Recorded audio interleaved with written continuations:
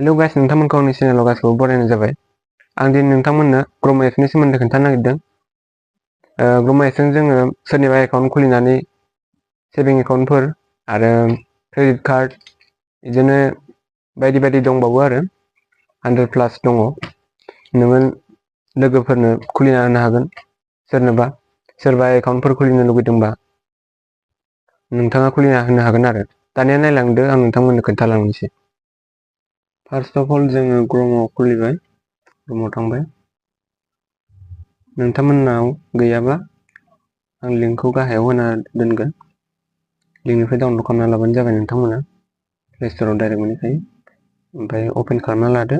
अपेन खालामनायनि उनाव बिदि ओंखारसिगोन। ओंखारनानै नोंथांमोना मोजां साइन आप खालामना लादो। ओमफ्राय बिदिनो 10,000सो रिवार्ड मोनगोन, नैबे कइनखौ मोनगोन आरो। आंनाव वालेटाव नै 4 रुपिस मोनबाय आं नै। ओमफ्राय अपेन एप्स, नोंथांमोना बेयाव भिडिअ नायनानैबो नै बिदि भिडिअ नायनानै रां खामायनो हागोन आरो कइनफोर मोनगोन। ओमफ्राय डे 1आव 50 मोनगोन, डे 2आव 50 कइन, 3, 4, 7आव 250 मोनगोन फार्स्ट उइकआव आरो। सेकेन्ड उइकआव जों बुरजा मोनलांबाय थागोन कइनखौ। ओमफ्राय स्पिन एन्ड विन दङ नै, विन आप टु 10,000, रल जेकपट दं। बेफोरावबो नोंथाङा खामायनो हागोन आरो कइनखौ मोनगोन। ओमफ्राय नै sell and earn 100+ financial products and earn 1 lakh per month. Insurance दं, क्रेडिट कार्ड दं, पार्सनेल लन दं, सेभिं एकाउन्ट दं, इनभेस्टमेन्ट दं, डिमाट एकाउन्ट दं, क्रेडिट लाइन आरो सिमल आरो दंबावो आरो जेनेबा बेखौ बाद दोनथ'बाय। इन्सुरेन्सखौनो नायदो नोंथांमोना। इन्सुरेन्सआ दं नै, कार दं, भेहिकेल दं, कम डट भेहिकेल, हेल्थ दं, हेल्थ प्लास, लाइफ टार्म इनभेस्टमेन्ट, 2 व्हिलार, गारिफोरनि इन्सुरेन्सफोर, मानसिनिबो इन्सुरेन्स खालामनो हायो।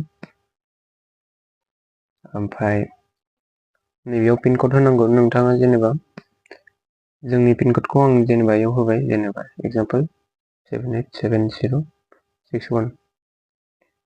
होमबाना जों बेयाव चेक खालामनो हागोन जोंनि पिन कड एरियायाव मा एभेलेबेल दङ। बेयाव ओंखारगोन लासैनो। IDFC फार्स्ट बेंक, बे जोंनि एकाउन्ट एरियायाव दङ। ओमफ्राय जोङो दा बेखौ जेनेबा जोंथ' बेखौ कास्ट'मारनो खुलिना होनो हागोन आरो बेयाव एभेलेबेल दं माने। एक्सिस क्रेडिट कार्ड दङ, HDFC बेंक दं, HDFC क्रेडिट कार्ड। दानिया बेक फैबाय, नै जेनेबा सेभिं एकाउन्टबो देखायबाय आं। नै जेनेबा बेखौ खोन्थालायलांनो, टाइड एकाउन्ट दं, 800 मोनगोन, 800+ आरो 800 कइन मोनबावगोन आरो नोंथाङा सोरनोबा खुलिना होयोबा। आरो एयारटेल पेमेन्ट बेंकआ जाहैबाय 175+ 175 रुपिस मोनगोन आरो प्लास 175 माबाखौ मोनगोन आरो। इन्डासट्रियेल बेंक 550 दं, 550+ 550। IDFC फार्स्ट बेंकआ 420+ 420, DBS दङ 250+ 250, FI मानि एकाउन्ट 150+ 150। जेनेबा आरो दंबावो, जेनेबा होमबाबो आं गोजौआव फैफिनबाय। आं जेनेबा टाइड एकाउन्टखौनो फैबाय आं। ओमफ्राय दानिया नोंथाङा बेखौ नोंनि लोगोनो हरनोबा सेलनाव थुदो। सेलनाव थुनानै नैबे आगदाखैजा गाहायाव शेयार इन योर नेटवर्क बेयाव थुदो। बेयाव थुनानै वाट्सएपआव थुदो। थुनानै बे लडिं जादों, डाइरेक्ट थांखाबाय। थांनानै नोंथांमोना जाय मानसिनो हरनो थुनानै हरदो।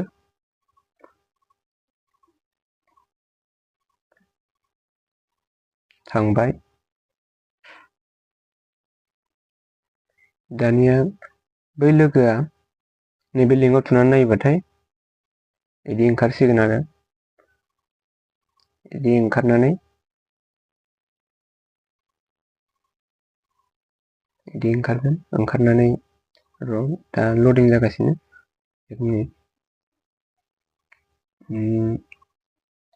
लडिं जागासिनो।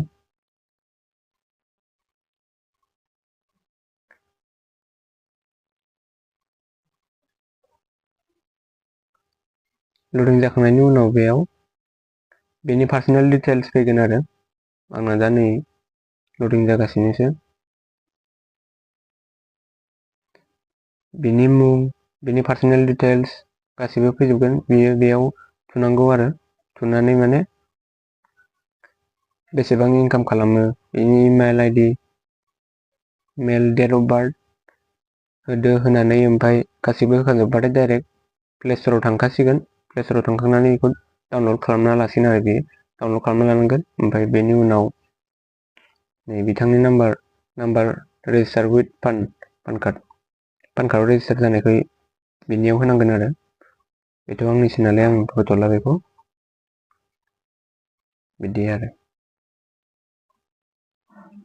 दानिया आं बेक फैफिनबाय।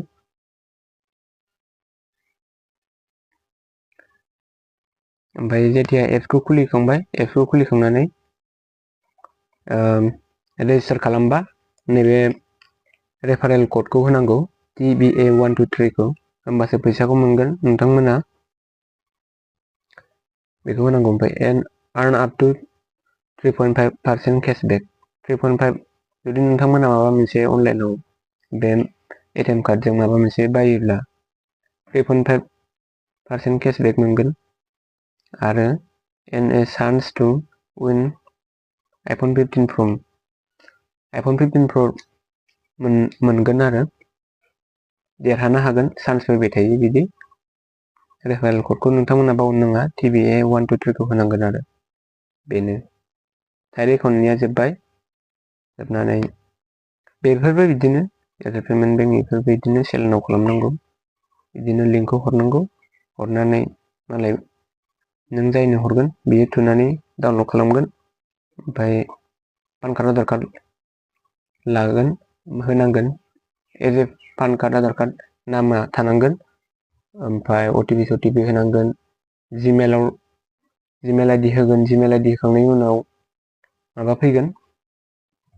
जिमेल आइडि होखांबा माबा फैगोन, भेरिफाइ नाउ।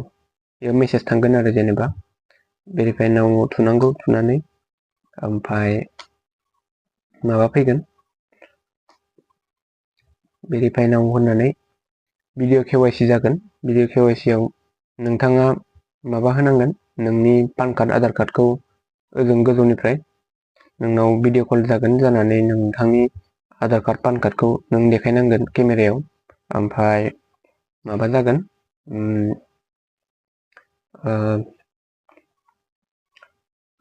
केमेरायाव थांगोन। थांनानै भिडिअ कल जाबाथाय नोंथांनाव माबा सोंगोन, नों मा खामानि मावो, नोङो मा इमप्लयमेन्ट, नों सेल्फ इमप्लयमेन्ट नंना नङा सोंगोन। नोंनाव नों बेसे खामायो सोंगोन। नोंथांमोना होमबानो मोजाङै खोन्थाबानो जाबाय, बेसे खामायो, इमप्लयमेन्ट ना आनइमप्लयमेन्ट खोन्थाबानो जाबाय। बेनोसै आरो नोंथांमोना नैयाव on every referral earn 2100 plus 5% lifetime refer friend. रेफाराव थुदो नोंथांमोना। रेफार थुनानै वाट्सएपआव थुदो। वाट्सएपआव थांनानै जेनेबा आंनि बे नाम्बाराव हरगोन, बेयाव हरबाय आं।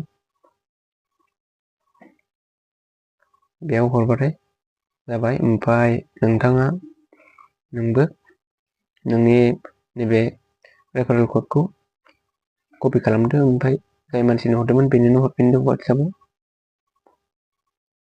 कपि खालामनानै ओरै हरना होदो। होमबानो बास बियो नोंनि माबाखौ होगोन, रेफारेल क'डखौ होनांगोन। होमबासो नोंनाव जागोन।